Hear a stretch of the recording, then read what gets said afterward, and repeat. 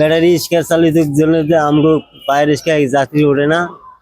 1,000 টাকা দিয়ে শুয়েছি, খেতা কম্বল একটা কিনতে পারতাছি না, কাম কাজ নাই, ইনকাম নাই।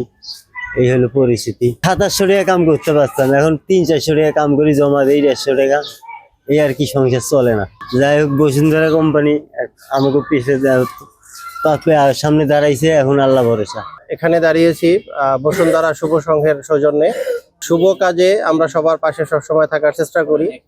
আজকে একটা পেট্রোল চালিত রিক্সাকে আমরা শীতকালীন কিছু কাপড় চোপড়, যেটাকে বলা হয় কম্ফোর্টার, কম্বল, তারপরে তাদের পুরো পরিবারের শীতকালীন বস্ত্র আমরা বসুন্ধরা শুভ সংঘের পক্ষ থেকে তাদেরকে উপহার দিলাম।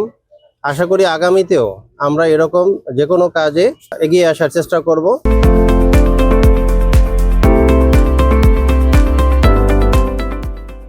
বসুন্ধরা শুভ সংঘ এটার প্রতিপাদ্য বিষয় হচ্ছে শুভ কাজে সবার পাশে।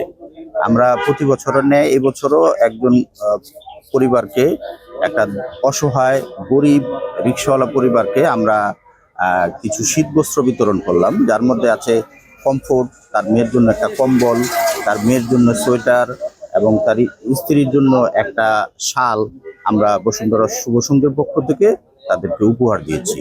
আমরা এটা করতে পেরে খুবই আনন্দিত এবং গর্বিত। শুভ কাজে সবার পাশে বসুন্ধরা শুভ সংঘের এই প্রতিপাদ্য নিয়ে আমাদের যে আসন্ন শীতকালীন সময় চলতেছে, একটি পেট্রোল চালিত অসহায় রিক্সা পরিবারকে আমরা আজকে তাদের ফুল পরিবারকে শীতের সামগ্রী উপহার দিতে পেরেছি বলে আমরা আনন্দিত।